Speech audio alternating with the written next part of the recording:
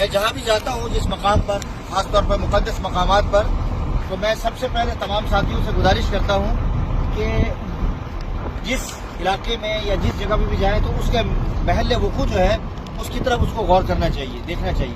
تو آپ اپنی طرف جہاں کھڑے ہیں اپنی نظروں کو گھمائے جائے چاروں طرف، دیکھیں ذرا.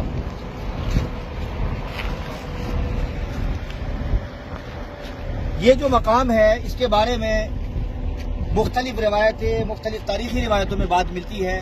بہت ہی اہم اور بنیادی مقام ہے، اور یوں سمجھے کہ علامات قیامت کی علامتوں میں سے ایک علامت کا مقام ہے. یہ سب سے پہلے میں ان پہاڑوں کے بارے میں آپ کے سامنے عرض کرتا ہوں. جو آپ کے سامنے جو پہاڑ ہے، میں نے جیسے وہاں بھی عرض کیا تھا کہ کل میں نے احد کے پہاڑ میں عرض کیا تھا کہ جنت کے اللہ تبارک و تعالی نے 4 پہاڑ بنائے ہیں، 4 پہاڑ جو مشہور ہے دنیا کے، اور ان پہاڑوں کو اللہ تبارک و تعالی نے دنیا میں بھی گاڑ دیا ہے، دنیا میں بھی رکھا ہے.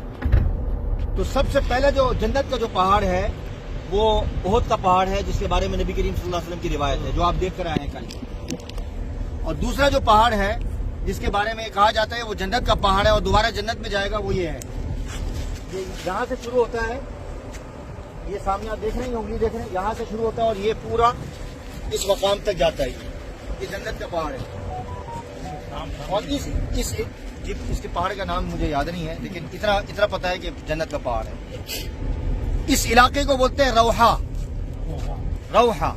اور یہاں ایک کنواں ہے، اس کنویں کا نام بیر روحا. یعنی روحا جو ہے وہ علاقے کا نام ہے، اور کنواں ہے تو اس علاقے کی نسبت کی وجہ سے، اس علاقے میں ہونے کی وجہ سے اس کو بیر روحا کہا گیا ہے. روحا کیوں کہا گیا ہے؟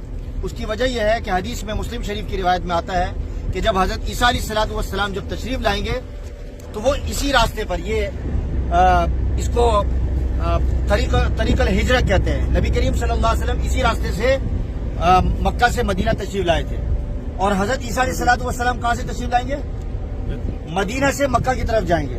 اور روایت میں آتا ہے کہ اس مقام پر نبی کریم صلی اللہ علیہ وسلم نے فرمایا کہ حضرت عیسیٰ علیہ السلام حج اور عمرے کا احرام باندھ کر جس طرح ہم جا رہے ہیں الحمدللہ مکہ مکرمہ تشریف لے جائے. تو یہ بہت اہم بات ہے ہمارے لیے.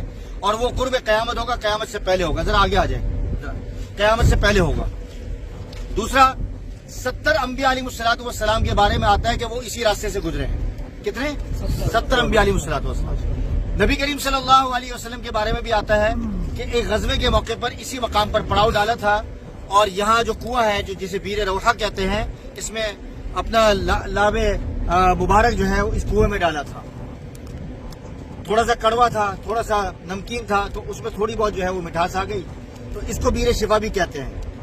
جہاں جہاں نبی کریم صلی اللہ علیہ وسلم کا لعاب ڈالا گیا ہو تو وہاں ظاہری بات ہے اس کو بیر شفا کہا جاتا ہے، اور وہ ہمارے پیٹ میں جاتا ہے. اس کے بہت سارے دلائل ہیں، اس کی تفصیل میں نہیں جاتا.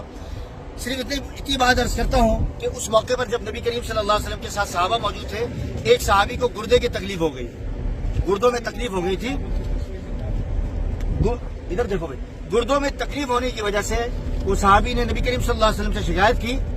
تو نبی کریم صلی اللہ علیہ وسلم نے یہ پانی پینے کا کہا. تو اس کے بعد روایتوں میں آتا ہے کہ ان کو اسی پانی پینے کی وجہ سے شفا نصیب ہوئی، شفا عطا ہوئی. تو ہم اس کنویں کی طرف چلتے ہیں، اور آپ حضرات پانی بھی پیئیں، وضو بھی کریں، لیکن 15 منٹ سے کم اب رہ گئے ہیں کیونکہ اس نے پورے 15 منٹ دیے ہیں. تو اب ہمارے پاس تقریباً 8 منٹ رہ گئے ہیں. اب ہم چلتے ہیں، جس کو پانی بھرنا ہے پانی بھر لیں. آپ آئے وہ کنواں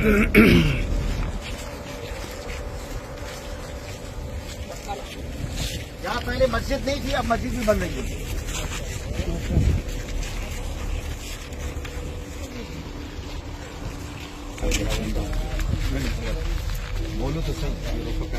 رفقائے ختم نبوت کا ماشاءاللہ قافلہ رواں دواں ہے. یہ مختصر قافلہ بھاولپور سے ہے. یہ مختصر قافلہ جو ہے وہ بھاولپور کا ماشاءاللہ مولانا صلی اللہ صاحب اور دیگر حضرات جو ہیں یہ. چلیں مفتی صاحب کنویں کی طرف چلتے ہیں، آ جائیں.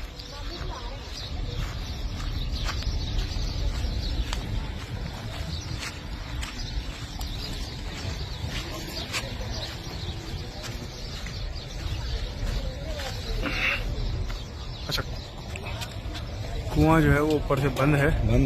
وہ انہوں نے وہاں سسٹم دے کے وہاں پہ ڈالا ہوا ہے پانی کا.